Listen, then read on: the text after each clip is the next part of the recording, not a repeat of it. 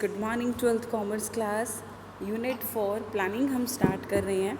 अभी तक हमने यूनिट 3 कंप्लीट की है, so it's time to unit 4। अभी तक जिस बच्चे ने भी unit 1, 2, 3 complete case studies okay और सब्जेक्टिव वो अगर नहीं देखा है तो प्लीज़ पहले उसको देखें। And welcome to our channel, so please like, share and subscribe. Planning आपके इस सिलेबस में according to updated syllabus planning unit में से जो टाइप्स ऑफ प्लान है वो कम्प्लीटली डिलीटेड हो चुका है। ठीक है, सो मैं जो फर्स्ट वीडियो होती है ऑफ द चैप्टर आपको बताऊंगी कि कौन कौन सिलेबस कटा है, तो आपको देखना है। इसी के साथ सब्सक्राइब का बटन दबाना है। प्लानिंग करना है, टाइप्स ऑफ प्लान आपको यहाँ से कट करना है। प्लानिंग क्या होती है बेटा? Planning means thinking before hand, कि हमने क्या करना है, कैसे करना है, किस तरीके से करना है, ये सब क्या सोचता है, प्लानिंग करता है। ठीक है, deciding in advance what is to be done, वो कहलाता है हमारा planning. Features of planning, first is the planning focus on achieving objective. Planning क्या देखता है कि ऑब्जेक्टिव कैसा है, उस ऑब्जेक्टिव को हम कैसे अचीव कर सकते हैं, वो चेक करता है प्लानिंग। तो ऑब्जेक्टिव आप कौन बनाता है? Top level. तो प्रॉपर तरीके से यहाँ प्लानिंग की रिक्वायरमेंट होती है कि कैसे काम चलेगा, कौन सा ऑब्जेक्टिव होगा, क्या ऑब्जेक्टिव लिंक हो सकता है, ये सब। Planning is the primary function of management. हमारे मैनेजमेंट में 5 फंक्शंस हैं: planning, organising, staffing, directing and controlling. तो प्लानिंग हमारा मेन फंक्शन है। Planning is pervasive. परवेसिव का मतलब क्या होता है कि ये हर जगह यूज़ होता है। It is use every type of business और नॉन बिजनेस एक्टिविटी। चाहे आपका कोई मैनेजर है, टॉप लेवल का है, मिडिल लेवल का भी अपने तरीके से प्लानिंग बनाएगा अपने टारगेट को अचीव करने में, लोअर लेवल का भी जो डेली का टारगेट है वो अचीव करने के लिए प्लानिंग बनाएगा। सो प्लान हमारे हर एक लेवल में यूज़ किए जाते हैं। Planning is an continuous process. एक फाइनेंशियल ईयर का प्लान बनाया, फिर वो अचीव हुआ तो हम नेक्स्ट फाइनेंशियल ईयर का प्लान बनाएंगे। तो ये एक हमारा डिस्क्रिपेंसी प्लान रहता है, मींस हमारा कंटिन्यू यूज़ होता है। जैसे बिजनेस चेंज होता रहता है एनवायरनमेंट के अकॉर्डिंग, वैसे ही हमें प्लान को भी अपने चेंज करना पड़ता है। Next is the planning is futuristic. Planning हमारा फ्यूचरिस्टिक है, मीन्स ये किससे रिलेट करता है? फ्यूचर से, कि हम फ्यूचर में क्या करेंगे, what is to be done, how is to be done, whom is to be done, ये सब सोचता है planning. Planning involve decision making. Planning हमारे डिसीजन मेकिंग में हेल्प करता है। हमारे पास बहुत सारे आइडियाज़ होते हैं, बिज़नेस को हम कैसे एक्सपैंड कर सकते हैं, तो प्लानिंग हेल्प करता है कि एक बेस्ट ऑल्टरनेटिव या बेस्ट आइडिया को हम चूज़ करें जिससे कॉस्ट भी कम आए और हमारा ऑब्जेक्टिव भी अचीव हो जाए। Planning is an mental exercise. ये सिर्फ थिंकिंग है, यहाँ पे हम कोई प्रैक्टिकल नहीं कर रहे। जब हम थिंकिंग को रियलिटी में चेंज करते हैं वो बेटा नेक्स्ट फंक्शन बन जाता है ऑर्गेनाइजिंग। यहाँ सिर्फ हम सोचेंगे माइंड में, that is the planning is an mental exercise. Importance of planning. Importance of planning means first is the planning provide direction. Planning क्या करता है? डायरेक्शन देता है, एक क्लियर कट विज़न देता है कि यस, अगर हम प्रेजेंट में प्लानिंग करेंगे तो इसका फ्यूचर में कैसे अच्छा अफेक्ट डलेगा। Planning reduce the risk of uncertainty. ये अनसर्टेनिटी के रिस्क को कम करता है, मतलब कि जो फ्यूचर इज़ अनसर्टेन, हमें नहीं पता फ्यूचर में क्या हो जाए, लेकिन हम उससे बचने के लिए क्या कर सकते हैं? अपने प्रेजेंट को बेटर बना सकते हैं। अगर हमारे प्रेजेंट में वर्क करेंगे अच्छे से तो प्रॉफिट अच्छा होगा, तो फ्यूचर में हमें नुकसान भी कम होगा। Planning reduce the overlapping and the wasteful activities. ये जो भी वेस्टफुल एक्टिविटीज़ हैं, अगर हमने प्रॉपर प्लानिंग की होगी बेटा, तो इससे जो हम एक्टिविटीज़ कर रहे हैं उनको हम प्रॉपर यूटिलाइज़ कर सकते हैं कि कैसे हम एक्टिविटीज़ को बचा सकते हैं। जो डिपार्टमेंट बना रखे हैं उन डिपार्टमेंट में मिलजुल कर काम हो रहा है, नहीं हो रहा, आपस में कोई लड़ाई झगड़ा तो नहीं हो रहा, कोऑर्डिनेशन है या नहीं है। अगर कोऑर्डिनेशन होगा तो वो खुद ही ऑर्गेनाइजेशन के अकॉर्डिंग सोचेंगे, वो अपने अकॉर्डिंग नहीं सोचेंगे कि हाँ भाई प्लान कंप्लीट हो गया। वो ये सोचेंगे कि भाई जो काम है वो अच्छे से हो रहा है या फिर नहीं हो रहा है। Planning promote the innovative ideas. Planning नए नए आइडियाज़ को प्रमोट करता है कि कौन कौन से आइडियाज़ हैं, हमारे ऑल्टरनेटिव्स हैं। जब हम प्लान बनाएंगे तो बहुत सारे आइडियाज़ हमारे माइंड में आएंगे, उनको हम बेस्ट को स्टडी करेंगे तो नए नए आइडियाज़ आएंगे। तो इससे क्या होगा? हमारा जो एक क्रिएटिविटी लेवल है वो हमारा बढ़ना स्टार्ट हो जाएगा। Planning future is facilitate decision making, ये डिसीजन मेकिंग में हेल्प करता है। स्टार्टिंग में देखो एग्जांपल लो, मैंने कोई बिज़नेस सेटअप करना है, ठीक है, तो मुझे बहुत सारे ऑल्टरनेटिव की रिक्वायरमेंट है कि येस मुझे बिज़नेस सेटअप करना है, नए नए आइडियाज़ माइंड में आएंगे। अब वो आइडियाज़ में से मैं हर एक आइडिया को इवेल्यूएट करूँगी, मीन्स कि चेक करूँगी उसके पॉजिटिव इम्पैक्ट कैसे हैं और नेगेटिव इम्पैक्ट कैसे हैं। फिर उसमें से मैं एक फ़ाइनल सेलेक्ट करूँगी, फाइनल डिसीज़न लूँगी। तो ये डिसीज़न मेकिंग में हेल्प करता है कि जो डिसीज़न है हम आफ्टर इवेल्यूएशन अच्छे से एनालाइज करके ही लें। Planning establish standard for controlling, controlling के लिए स्टैंडर्ड बनाता है। कंट्रोलिंग क्या होता है बेटा, कि जो भी अभी तक हमने प्लानिंग करी, टारगेट किया, अब उसको चेक करना एक्चुअल परफॉर्मेंस से। फॉर एग्ज़ाम्पल आपने टारगेट बनाया 1000 यूनिट बनाने का, ठीक है, फिर आपने बनाई 6000 यूनिट, तो आपने चेक किया कि क्या वो टारगेट के अकॉर्डिंग है या नहीं है। अगर आपने प्लानिंग ही नहीं बना रखी, आप ऐसे यूनिट्स बना रहे हो, तो आपका कंट्रोलिंग प्रोसेस वेस्ट हो जाएगा। तो प्लानिंग एक बेस का काम करता है कंट्रोलिंग के लिए, कि कैसे काम करना है, क्यों करना है, कब करना है। तो जो स्टैंडर्ड हैं वो हमारे डिपेंड करते हैं उसके टाइम के ऊपर, उसके कॉस्ट के ऊपर, और जैसे ही हमारे ख़त्म हो जाते हैं तो हम उसको कंपैरिजन करते हैं अपने एक्चुअल वर्क से। एक्चुअल वर्क से अगर कंपैरिजन करेंगे स्टैंडर्ड वर्क, तो हमें पता लग जाएगा कि हम काम अच्छा कर रहे हैं या फिर बुरा कर रहे हैं। लाइक योर 12th क्लास, आप 12th क्लास में हो तो आप चेक करते रहते हो ना कि आपकी परफॉर्मेंस कैसे हो रही है। कैसे परफॉर्मेंस चेक करोगे? By using the test method. अपने आप का ही टेस्ट लो ऑनेस्ट मैनर में, तो इससे पता लग जाएगा कि आपकी प्लानिंग सही से हो रही है या फिर नहीं हो रही है। Limitations of planning, very very important question for 6 marks या 4 मार्क्स का क्वेश्चन ये आता ही आता है। लिमिटेशंस ऑफ प्लानिंग, या तो सिंपल आता है right the limitations of planning, या फिर इसकी पूरी केस स्टडी आती है। First is the planning create rigidity. Rigidity का मतलब क्या होता है बेटा? लैक ऑफ फ्लेक्सिबिलिटी, जिसके अंदर चेंजेस नहीं हो सकते।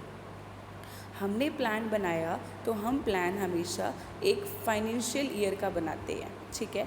हमने फाइनेंशियल ईयर का प्लान बनाया 1 अप्रैल to 31 March. Bar bar changes करने से आपका जो मेन प्लान है वो डिस्टर्ब हो जाएगा। तो इसकी वजह से हम सोचते हैं कि चेंजेस कम करें। चेंजेस कम करेंगे तो बिज़नेस के ऊपर नेगेटिव इम्पैक्ट डलेगा। तो प्लानिंग यहाँ पर फ्लेक्सिबिलिटी को कम करती है। फ्लेक्सिबिलिटी की बात आती है इंटरनल फ्लेक्सिबिलिटी और external flexibility.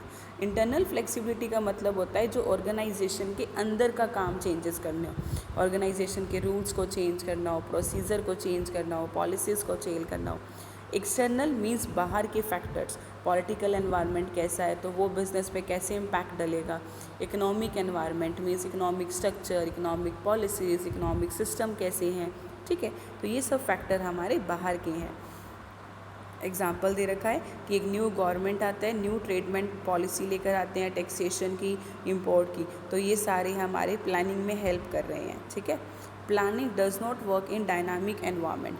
Planning changes environment में काम नहीं करता। हमने अभी पढ़ा है कि वो ये क्या है, रिजिडिटी क्रिएट करता है। मींस कि यहाँ पे हम प्लानिंग में जो चेंजेस आ रहे हैं हम अकॉर्डिंग टू एनवायरनमेंट प्लानिंग को चेंज नहीं कर सकते। बहुत डिफ़िकल्ट होता है ये। टॉप लेवल मैनेजमेंट कम से कम 6 मंथ लेते हैं एक प्लान को बनाने में। अब वो चेंज करने में टाइम लगेगा तो एम्प्लॉयज़ काम नहीं कर पाएंगे। प्लानिंग रिड्यूस क्रिएटिविटी, ये क्रिएटिविटी लेवल को थोड़ा कम कर देता है। आपको अकॉर्डिंग टू प्लान काम करना है।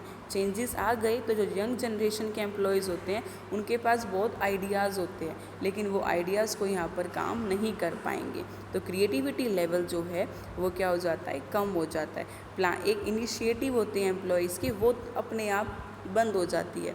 उनको सिर्फ प्लानिंग के अकॉर्डिंग काम करना है, तो वो कुछ सोचते ही नहीं है। अकॉर्डिंग टू प्लान काम करेंगे तो वो बोर हो जाएंगे।